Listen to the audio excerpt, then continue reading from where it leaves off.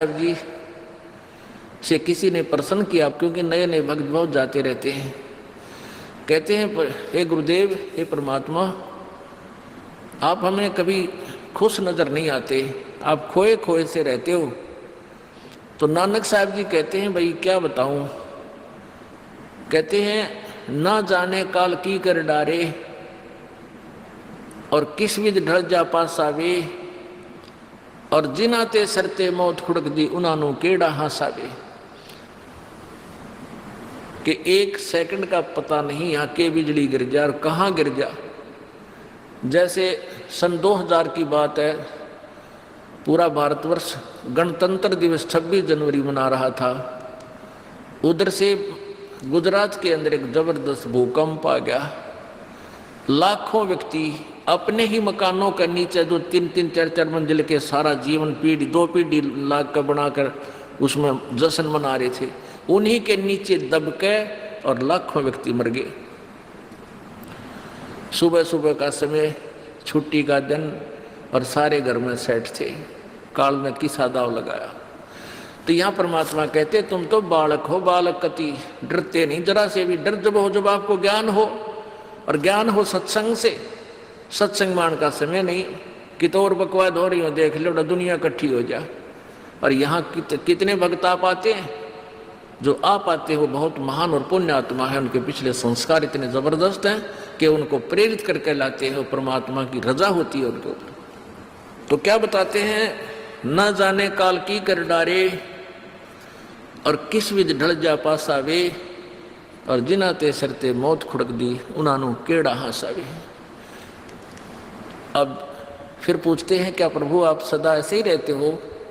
प्रश्न किया किसी ने नानक जी से।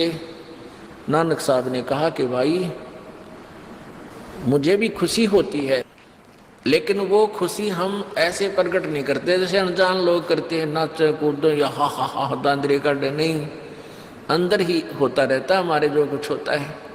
कहते हैं, साध मिले साड़ी शादी होंदी, साध मिले साड़ा शादी होंदी, और विछड़ जा दिलगिरी वे, अखदे नानक सुनो जहाना मुश्किल हाल फकीरी वे।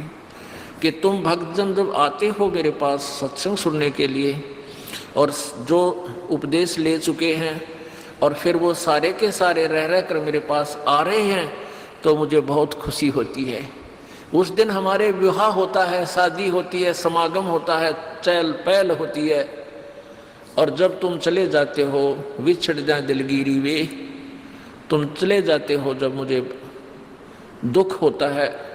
क्यों होता है? कि तुम काल के उसमें पहुंच चले जाते हो, क्योंकि भक्त कम होते हैं और काल प्रेरित व्यक्ति ज्यादा होते हैं। मुझे ये डर लगा रहता है कि कहीं ये भोली आत्मा उन काल के दूतों के ना फंस जा, और उनकी बातें माँ के भक्ति ना छोड़ दे, इनकी दुर्गति ना हो जा।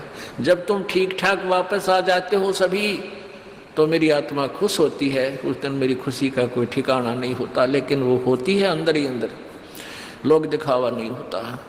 साध मिले साढ़े शादी होंदी, और विछड़ जा दिलगिरी वे, अखदे नानक सुनो जहाना मुश्किल हाल फकीरी वे। भाई कहते हैं, भक्ति करना बहुत मुश्किल है।